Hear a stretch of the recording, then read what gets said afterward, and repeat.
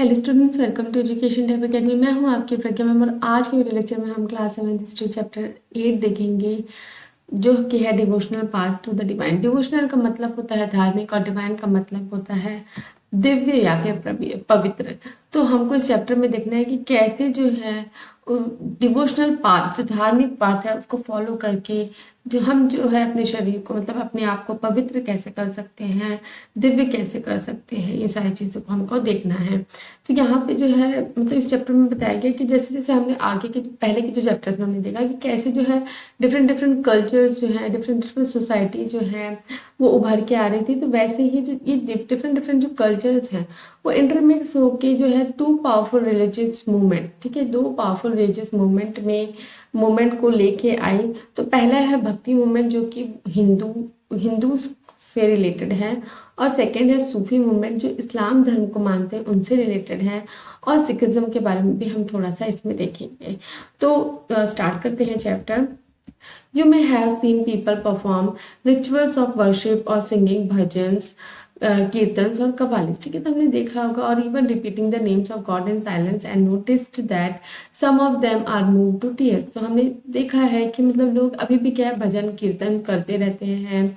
कीर्तन जो है गुरुद्वारे में होते ही रहता है। कव्वालीस वगैरह जो है इस्लामिक धर्म के लोगों का कव्वाली वगैरह करते हैं, और जो भगवान की भक्ति में जो उनका नाम जपते रहते हैं, एकांत में बैठ के आपने देखा होगा माला लेके जो है वो जाप करते रहते हैं। और आपने ये भी देखा होगा कि कुछ मतलब इतने लीन हो जाते हैं भगवान की भक्ति में कि वो मतलब आंसू भी बहाने लग जाते हैं।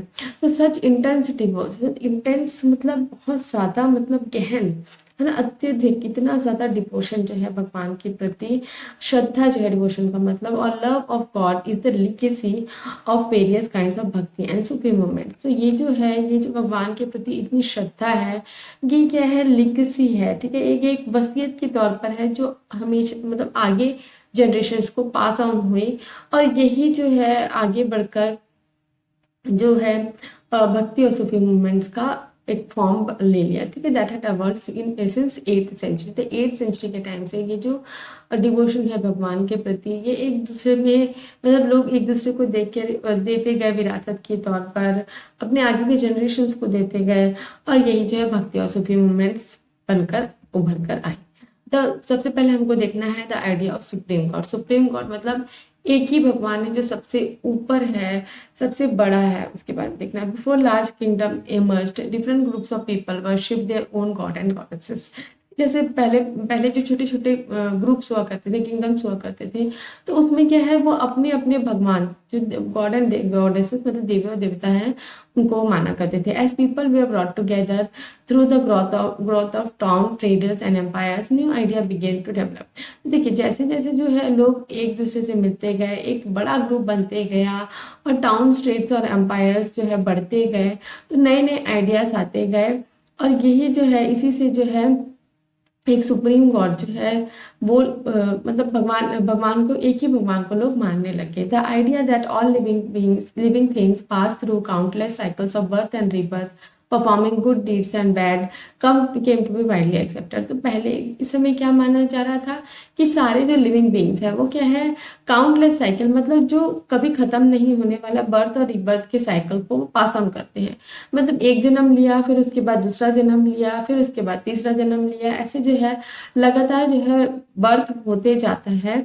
और ये जो बर्थ है, जो आगे का जो बर्थ है, जो रीबर्थ का जो प्रोसेस है, उसमें उसमें क्या माना जाता है, जो आपने कर्म किए पहले वाले जो साइकिल में, जो कर्म किए आपने, जो कर्म, डीड्स का मतलब कर्म होता है, जो अच्छे और बुरे कर्म किए उसके उसके बेसिस में आपको रिबर्थ मिलेगा, ठीक है। अभी भी आपने सोचा मतलब सुना होगा कहीं ना कहीं कि अच्छे कर्म करना चाहिए तभी आगे जो है अच्छा जन्म हमको मिलेगा, नहीं तो आप कुछ और जानवर का जन्म ले लेंगे, इस तरीके की बातें होते रहती है। Similarly the idea that all human beings are not equal even at birth gained ground during this period. तो यहाँ पे ये भी मान्यता चल के आई कि जो सारे ह्यूमन बींग्स हैं वो इक्वल नहीं है बर्थ के समय में, ये भी उस समय उभर के आया ये बात भी। The belief that social privileges came from the birth in the noble family or high caste was a subject of many learned texts. और ये जो मान्यता है कि जो बर्थ है वो डिसाइड करता है कि कौन किस फैमिली से है, कोई हाई कास्ट का है, लो कास्ट का है, ये भी एक सब्जेक्ट था बहुत सारे जो टेक्स्ट हैं जो लिखे जा रहे थे नोट्स वगैरह उसमें भी। ठीक है, इसका क्या मतलब होता है, जैसे कि हमने कास्ट सिस्टम देखा कि एक ब्राह्मण अगर ब्राह्मण है उसके घर में जो बच्चा है वो भी ब्राह्मण होगा, मतलब जो अगर कोई टेम्पल में पूजा पाठ का काम करता है जैसे ब्राह्मण जो प्रीस्ट है तो उसके जो बच्चे हैं वो भी वही काम करेंगे। ये जो चला आ रहा था सोसाइटी में, ये भी एक सब्जेक्ट था कि हाँ ये क्या सही है कि नहीं है उस चीज में। तो many people were uneasy with such ideas and turn to the teachings of Buddhas और जैनिस। तो बहुत सारे जो लोग थे उनको ये चीजें पसंद नहीं आती थी, जो बर्थ का साइकिल है, बर्थ और रिबर्थ का साइकिल और ये जो कास्ट सिस्टम है, ये चीजें इनको पसंद नहीं आती थी, ये जो आइडियाज है, और they turn to the teachings of Buddha and Jainas. ठीक है, तो इसलिए वो बुद्धास और जैनस जैसे जैसे बताते थे, उनकी जो टीचिंग्स है, उनके जो उपदेश है उसको फॉलो करने लग जाते थे। According to which it was possible to overcome social differences and break the cycle of birth rebirth through personal effect. तो यहाँ पे जो है बुद्धा और जैनिज्म के जो गुरु है वो क्या सिखाते थे कि ये जो सोशल डिफरेंसेस है, ये हाई कास्ट लो कास्ट वाले जो डिफरेंसेस है और जो ये साइकिल है बर्थ और रीबर्थ का, उसको अपने पर्सनल एफर्ट से हम अपने काम कर्म करके अपने तरीके से क्या है उसको ब्रेक कर सकते हैं। तो others felt attracted to the idea of supreme God through which who could deliver humans from such bondage if approached with devotion. और कुछ लोग जो है वो किस तरफ अट्रैक्ट हो रहे थे कि हाँ एक सुप्रीम गॉड है, मतलब एक शक्ति है, भगवान की शक्ति है जिसकी मतलब पूरी आस्था से अगर हम भक्ति करें तो हम जो है जो ये बॉन्डेज है ह्यूमन बींग्स का उससे हम उभर सकते हैं। तो this idea advocated in Bhagavad Gita grow in popularity in early century in common era. तो ये जो है ये जो बातें हैं ये भक्ति की एक सुप्रीम गॉड है और वो भगवान जो है उनकी भक्ति हमको करनी चाहिए। तो ये किस में लिखा हुआ है, किस में एडवोकेट किया गया है, इसको एडवोकेट किया गया है भगवत गीता में। ठीक है, एडवोकेट मतलब उसका समर्थन करना। ठीक है, तो ये भगवत गीता जो है early century of common era में आई थी। भगवत गीता के बारे में आप सबने सुना ही होगा। उसके बाद हमको देखना है Shiva Vishnu and Durga as supreme deities came to be worship through elaborate rituals. तो शिवा विष्णु और दुर्गा, ठीक है, ये तीन जो गॉड है उनको क्या है सुप्रीम डाइटीज, ठीक है, डाइटीज भगवान मान के वर्शिप करने लगे कि एलोबरेट रिचुअल्स के थ्रू। एलोबरेट मतलब बढ़ा चढ़ा के जो संस्कार वगैरह करते हैं, बहुत मतलब एकदम बारीकी से उनका पूजा पाठ करने लगे, एकदम विस्तार में जो है जो रिचुअल्स हैं, जो भी संस्कार है, पूजा पाठ के तरीके हैं, उनको वो करने लगे। At the same time, God and goddesses worshipped in different areas came to be identified with Shiva, Vishnu and Durga. ठीक है, तो उसी समय जो है गॉड और गॉडेसेस जो है वर्शिप किए जाते थे डिफरेंट एरियाज में, उसको क्या है शिवा विष्णु और दुर्गा के फॉर्म में आइडेंटिफाई करने लगे। In the process local myth and legends became the part of Puranic stories and method of worship recommended in the Puranas were introduced in the local cults. तो देखिए, तो इन ये जो प्रोसेस है जिसमें जो शिवा विष्णु और दुर्गा को पूजने लगे, इससे क्या है कुछ छोटी छोटी जो लोकल मिथ्स हैं, ठीक है, छोटी छोटी जो कल्पित कहानी है ना, कल्पना वाली कहानियां हो गई और लेजेंड्स हो गए, जो दंत कथा होती है, दंत कथा लेजेंड्स मतलब दंत कथा जो मुंह जबानी जो एक स्टोरी बना दिया जाता है, जो पास ऑन होते जाते हैं जनरेशन में, ये क्या है पुरानी स्टोरीज का एक पार्ट बन गया। ठीक है, आपने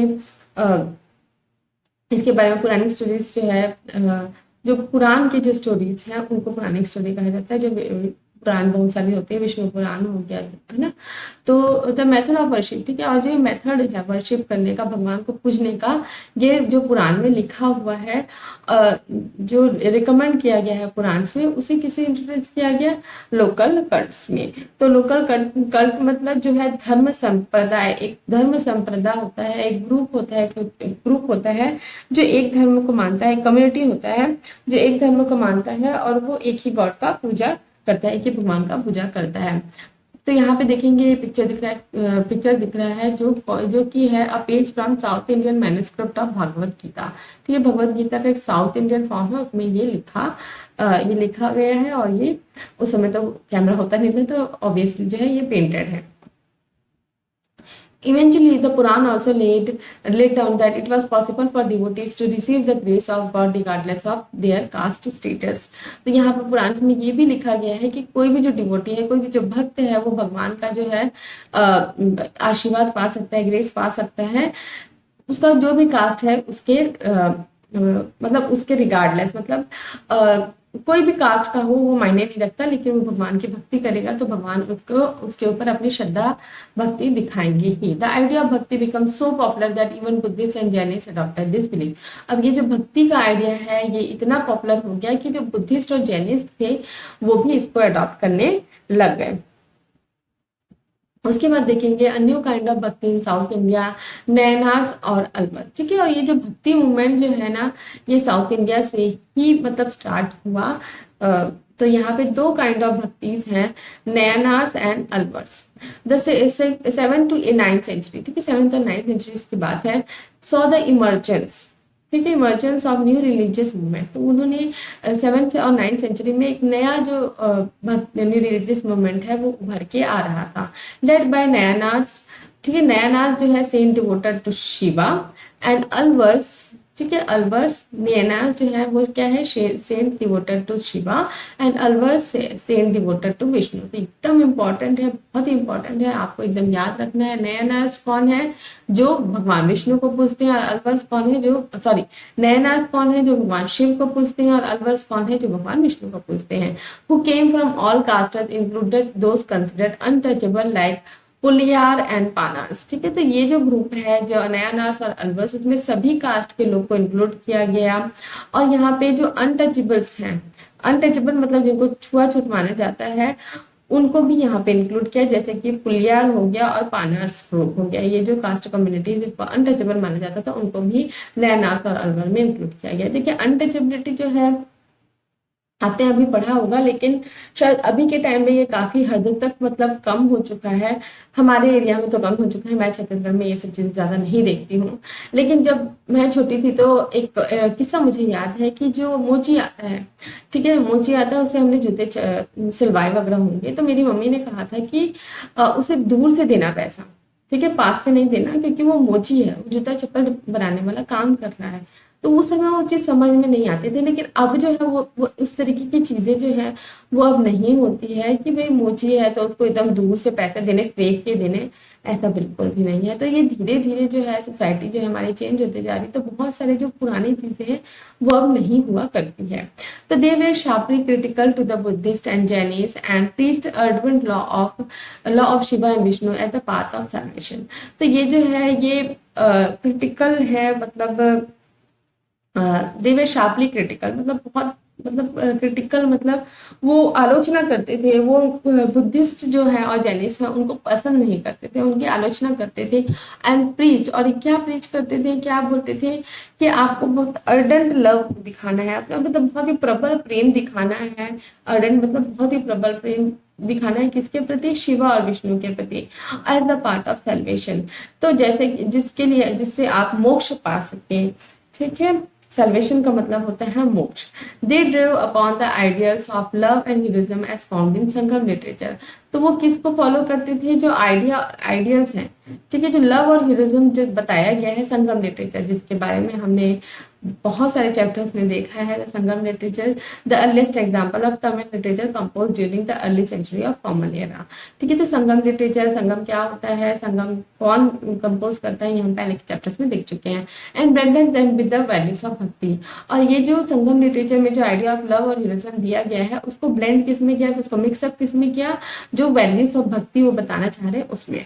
the Nayanars and Alvars went from place to place composing exquisite poems. तो जो नयनार्स और अलवर्स है वो एक जगह से दूसरी जगह जाते थे, क्या है, पोएम्स कंपोज करने के लिए। तो एक्सक्लूसिव पोयम का मतलब एकदम बेस्ट और एक्सीलेंट पोएम्स, ठीक है, इसका मतलब होता है बेस्ट या excellent poems in the place of deities and शायद in the villages.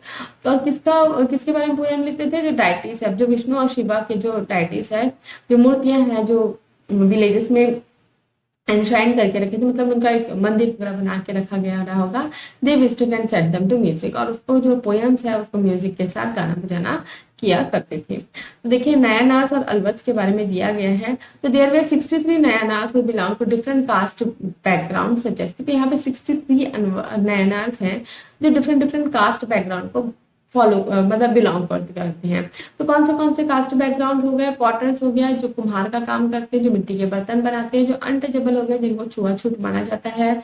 Untouchable workers हो गए, पीजेंट्स हो गए मतलब किसान। हंटर्स, जो शिकारी होते हैं। सोल्जर्स, लड़ाई लड़ने वाले सोल्जर्स। तो ब्राह्मणास जो है, और चीफ्स, ठीक है। तो ये सारे लोगों जो है 63 अनवर्स का जो ग्रुप है, नयानार्स का जो ग्रुप है उसमें इंक्लूडेड थे।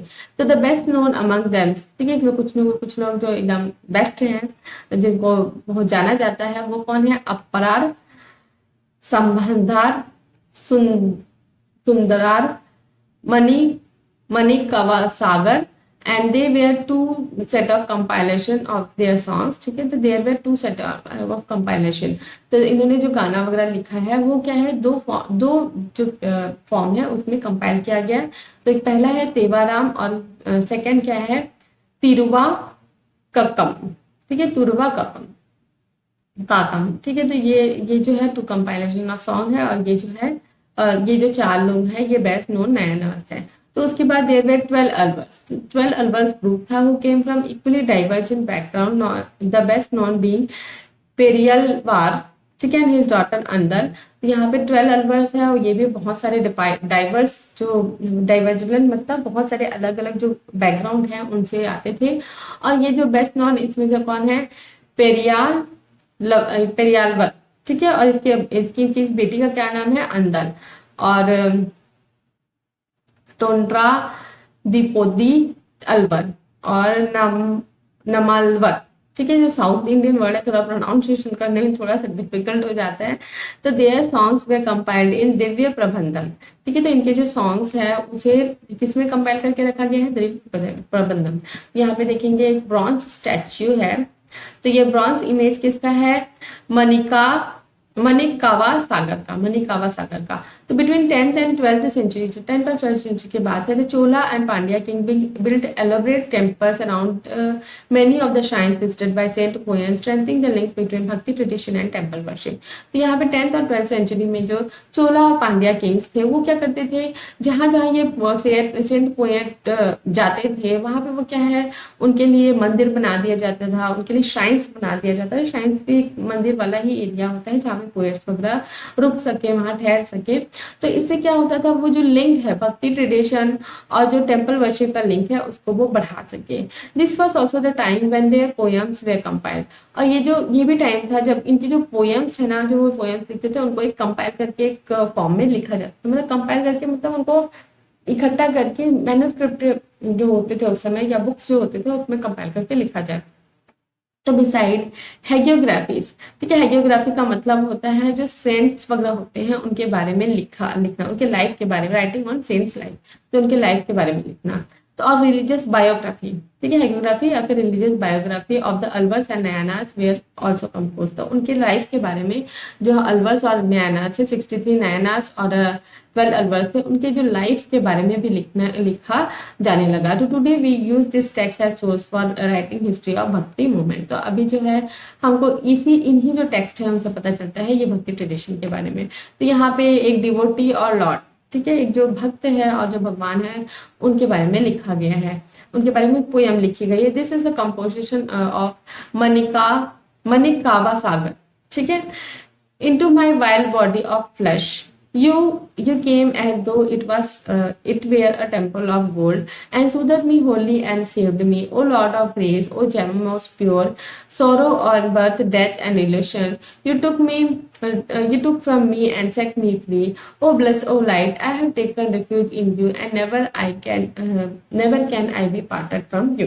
तो यहाँ पे बता रहे हैं कि मेरा जो शरीर है वो क्या है, मांस का टुकड़ा है, ठीक है, मांस का टुकड़ा है, और तुमने जो है, ये किसको, भगवान को बोल रहे हैं, और तुमने जो है जो अपने गोल्ड का जो मंदिर है उसको छोड़कर मेरे अंदर बसने का काम किया, और तुमने मुझे पूरा तरीके से बचा के रखा है, तुमने मुझमें ग्रेस दिया है, तुमने मुझे मतलब अपने जो भक्ति है उसको दिया है, अपना आशीर्वाद मुझे दिया है, और कोई भी सौरो और बर्थ और डेल्टा डिलीशन है उससे मतलब तुमने मुझे फ्री कर दिया है, ठीक है, जो दुख है और बर्थ रिबर्थ का साइकिल है, डेथ है, और एक छलावा जो है उससे मुझे फ्री कर दिया है, और तुमने मुझे अपनी शरण में ले लिया, डिफ्यूजन शरण में ले लिया है, और मैं तुमसे कभी दूर नहीं होऊंगा। तो ये पोयम है, इसी छोटी सी पोयम है। उसके बाद देखना है फिलॉसफी और भक्ति के बारे में। तो कुछ लोग जो है फिलॉसफर बन गए, जो फिलॉसफी देते थे, तो कुछ लोगों के बारे में देखना है। तो सबसे इम्पोर्टेंट है हमको शंकरा के बारे में देखना है। तो शंकरा जो है वो साउथ इंडिया से थे, तो यहाँ पे हम आगे देखेंगे। तो Shankara one of the most influential philosopher, ठीक है, जो अपने उपदेश वगैरह देते थे, बस one of the most influential philosopher of India was born in Kerala in 8th century। तो ठीक है, शंकरा जो है वो क्या थे, बहुत ही इन्फ्लुएंसर मतलब उनकी जो बातें हैं वो लोगों को बहुत ही इन्फ्लुएंस करती थी, बहुत ही मतलब प्रेरणा दिया करती थी। और फिलोसोफर जो अपने उपदेश देते हैं वो कहाँ जन्मे थे, केरला इन 18th century। He was an advocate of Advaita, ठीक है, वो किस उपदेश को मानते थे, अद्वैता, ठीक है, एडवोकेट करना मतलब समर्थन करना, और doctrine of oneness of individual soul on the supreme God. तो ये अद्वैता में क्या लिखा गया है, डॉक्ट्रिन है, सिद्धांत दिया गया है कि एक जो आत्मा होती है, किसी भी इंडिविजुअल के अंदर जो आत्मा होती है वो एक होती है, और एक सुप्रीम गॉड हुआ करता है। तो ये इस जो टीचिंग है, इस जो डॉक्ट्रिन है, ये जो सिद्धांत है उसको लेके अपने उपदेश दिया करते थे, which is the ultimate reality. और यही जो है एक अल्टीमेट रियलिटी है, यही एक सच्चाई है। ही थॉट दैट ब्राह्मणा द ओनली और ultimate reality was formless and without any attributes. और उन्होंने क्या कहा, वो क्या उपदेश देते थे, जो ये ब्राह्मण है जिसे अल्टीमेट रियलिटी बोला जा रहा था, वो क्या है, फॉर्मलेस है, ठीक है, उनका कोई अस्तित्व नहीं है, और वो मतलब किसी विदाउट एनी एट्रीब्यूट्स के हैं, मतलब किसी गुण के हैं ये जो ब्राह्मण है। He consider the world around us to be an illusion of maya, ठीक है, जो हमारे जो आसपास की जो उनका जो वर्ल्ड है हमारे आसपास का, उसको वो क्या बताते थे कि वो एक माया की तरह है।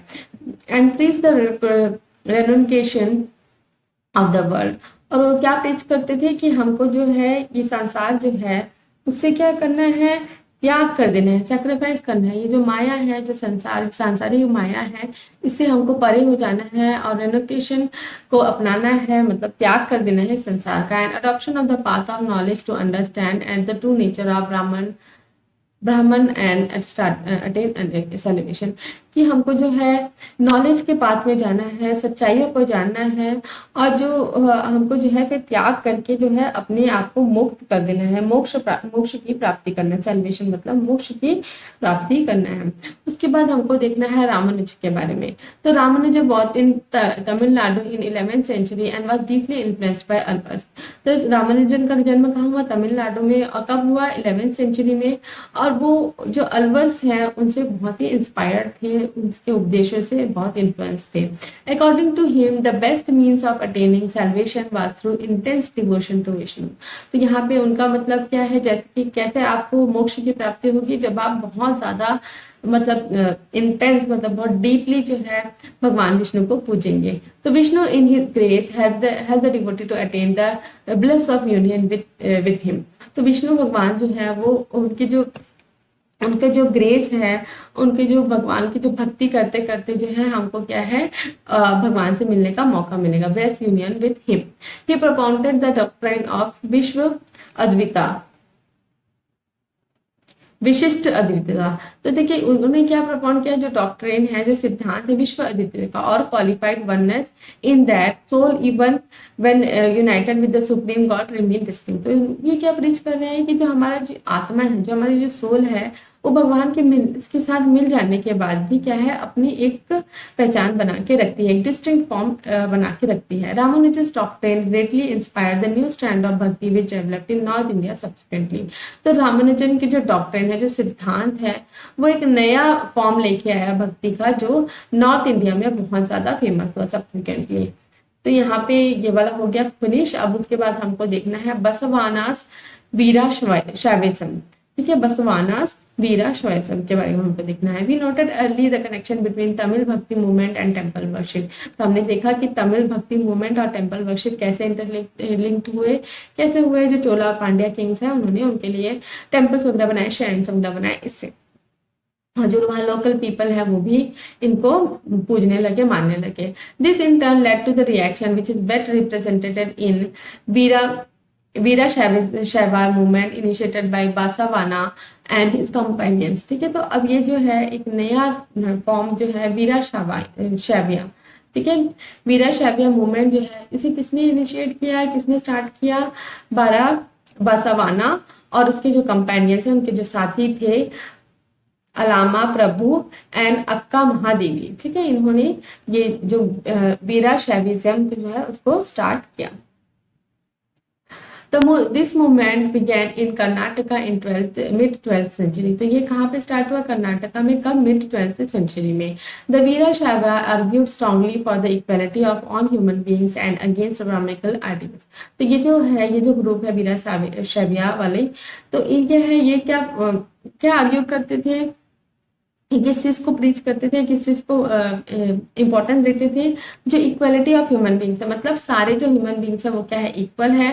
और ये जो ब्राह्मण के जो आइडियाज हैं कास्ट का, उससे ये बहुत ही मतलब इसको स्ट्रांगली इसको डिफीट करते, मतलब इसको मतलब मानते नहीं थे। And the treatment of women, जो ब्राह्मण के जो कास्ट आइडिया है और जो वुमेन्स को ट्रीट किया जाता था, उसके ये क्या करते थे, विरोध करते थे, इसके अगेंस्ट थे। They were also against all forms of ritual and idol worship. और ये किसको और नहीं मानते थे? जो भी रिचुअल्स होते हैं और जो मूर्ति की जो पूजा की जाती है, आइडल मतलब मूर्ति की जो पूजा की जाती है, उसके भी ये अगेंस्ट थे। अब देखेंगे वीरा शावा वचनास। तो यहाँ पे कुछ एक पोयम दिया गया है जिसमें एक वचन दिया गया है। दिस वचन of seeing attributed to Basavana. तो बसवाना ने इन्हें लिखा है। The rich will make temples for Shiva, what shell I do a poor, what shell I a poor man do. तो यहाँ पे बताया जा रहा है, एक जो रिच है, ठीक है, जो रईस है, वो जो शिवा भगवान के लिए मंदिर बना देगा, लेकिन एक जो पुअर मैन है, जो गरीब आदमी, वो क्या करेगा? My legs are pillars, body the shine and the head of cupola of wood. तो यहाँ पे ये बता रहे हैं, अपने शरीर को मंदिर के रूप में बता रहे हैं, जिसमें क्या है, लेग्स क्या है, पिलर्स है, बॉडी श्राइन की तरह है, और इनका हेड जो है कॉपला की तरह है, सोने की। Listen O lord of meeting rivers, sitting standing shall fall but the moving ever stand still. तो यहाँ पे वो बताना चाह रहे हैं कि जैसे कि नदियां मिलती है और जो खड़ा है वो हमेशा गिर जाएगा, लेकिन जो चलता हुआ है वो एक जगह रुक सकता है, उसी तरीके से भगवान की भक्ति रुक नहीं सकती।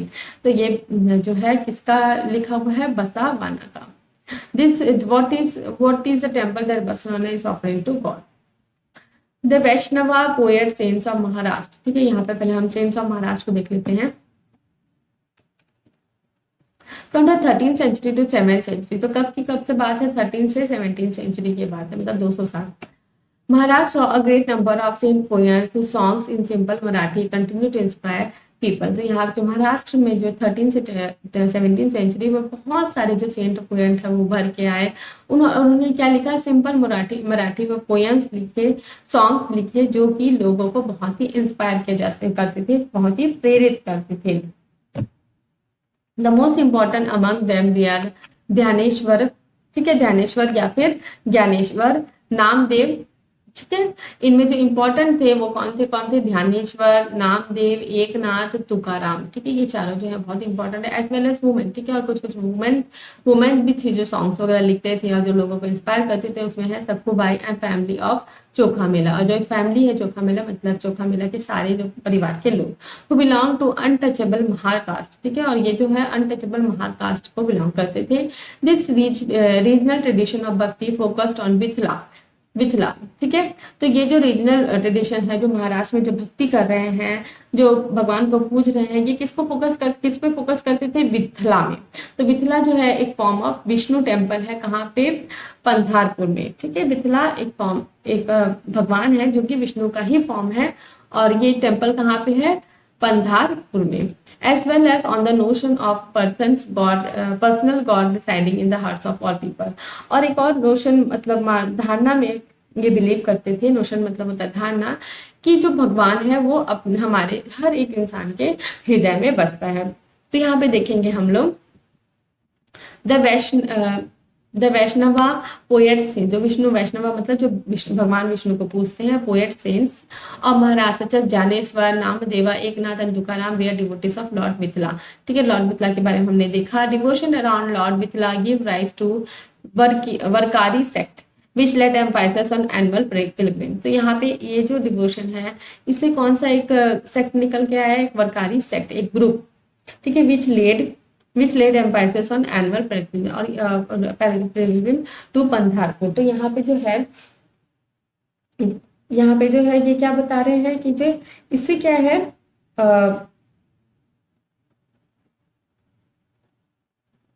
तो यहाँ पे ये क्या बता रहे हैं कि बरकारी सेक्ट जो है उनको क्या है, एनुअल, हर साल जो है तीर्थ यात्रा के जाना चाहिए, कहाँ पे, पंधारपुर में। The cult of Mithila, cult मतलब मैंने आपको पहले भी बताया, जो धर्म संप्रदाय, धार्मिक कम्युनिटी है, कौन सी, मिथिला की, emerged as a powerful mode of devotion and was very popular amongst the people, ठीक है। तो ये जो है मिथिल कल्ट है, जो धर्म संप्रदाय, बहुत ही पावरफुल थी, और ये जो है पॉपुलर भी थी लोगों के बीच में। This poet sense rejected all form of rituals, outward display of पाइटी and social differences based on birth. तो ये जो पोएट सेंस है, ये किसको रिजेक्ट करते थे, जो सारे जो संस्कार किए जाते हैं, धार्मिक संस्कार किए जाते हैं, और बाहरी जो दिखावा किया जाता है ना धार्मिकता का, पाइटी मतलब धार्मिकता, जो बाहरी दिखावा किया जाता है कि हम बहुत धार्मिक है, ये सब चीजों को रिजेक्ट करते थे। और सोशल डिफरेंस है, जो कास्ट डिफरेंस है, आप देखेंगे एक चीज कॉमन है, जो सोशल डिफरेंस है, सब सारे जो भक्ति मूवमेंट्स के जो भी फिलोसोफर है, जो भी पोएट सेंस है, उन्होंने रिजेक्ट किया है। In fact, they even rejected the idea of renunciation, ठीक है। जो संन्यास का जो फॉर्म है, जो सन्यासी बन जाते हैं, उस आइडिया को भी उन्होंने क्या रिजेक्ट किया।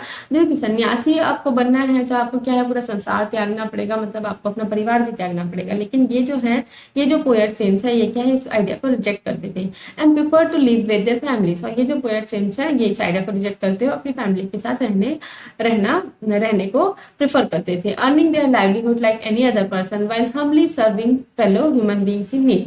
देखिए, एकदम नॉर्मल जीवन जीना है, जैसे कि जीते हैं, अपने फैमिली के साथ रहना है, और जैसे वो लाइवलीहुड, जैसे वो जीवन यापन करते हैं, जैसा काम करके अपने पैसा कमाना, खाना खाना, जो काम करते हैं, वैसे ही जीवन जीना है। बट क्या करना है, हम्बली मतलब एकदम प्यार के साथ, एकदम विनम्रता के साथ जो है, जिस भी ह्यूमन बींग्स को, जो भी फेलो ह्यूमन बींग्स है, आपके आसपास के जो ह्यूमन बींग है, उनको अगर जरूरत पड़ती है तो उनका साथ देना है। A new humanistic idea emerged as they existed that bhakti lay in sharing others pen. तो यहाँ पे एक नया आइडिया भर के आया है, जिसमें क्या है, ये जो भक्ति मूवमेंट है, इसमें क्या है, एक दूसरे का जो दर्द है उसको बांटना, अगर कोई दर्द में है तो उसकी मदद करना।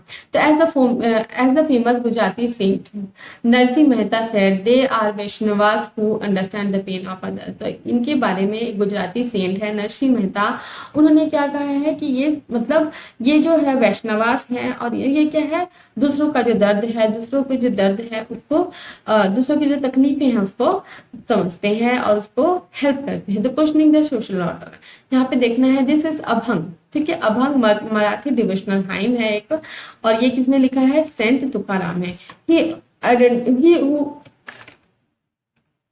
He who identifies with the battered and the beaten mark him as a saint for the God with him.